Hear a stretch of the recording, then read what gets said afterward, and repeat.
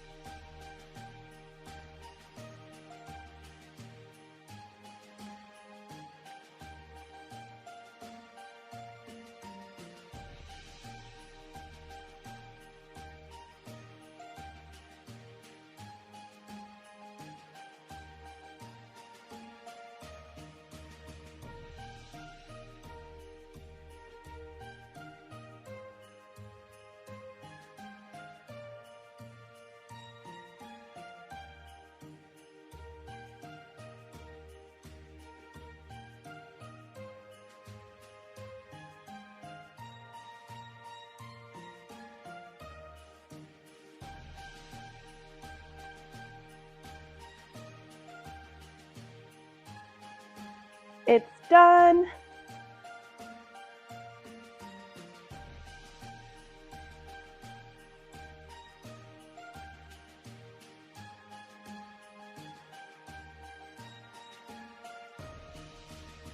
Let's make this one into an ornament. Don't mind my dirty fingers. I was just making more and put them in the oven just now, so they are a little flowery, but this is the one that we popped into the oven together.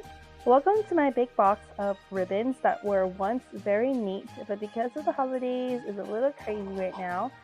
So she's a little white Shih Tzu Havanese looking dog, so I'm thinking of using white. Here are the two that I really like. The paw didn't quite go all the way in, so a tip is to press down more than you think you need to. All done! You can expect the back of it to look like bread, like a biscuit, and you're good to go.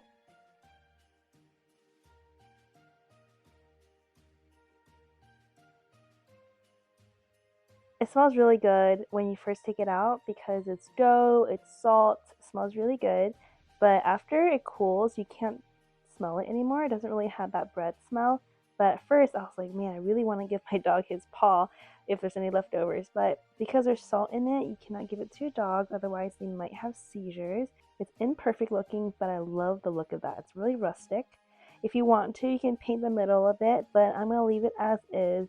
I hope you enjoy making it with me. It's super easy to do, very quick from beginning to finish, and you can do it all year round. It doesn't have to be an ornament. You can make it into a circular shape or a heart shape for Valentine's Day.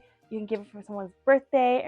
It's such a great idea for a quick DIY, last minute gift idea, or it could be a not so last minute gift idea. The possibilities are endless with this. There are so many things you can do with this paw print when it's done, because it only takes an hour and a half your day and the recipe makes 5 to 7 pieces. You are able to do so much with it. You can make it into a bookmark, you can write a message in the back, you could paint it, or you could put flowers in the middle of the paw print and dome it with resin. There's so many things you can do and make it very individualized. So have a fun time with your family, make some for your friends, and happy holidays, everybody.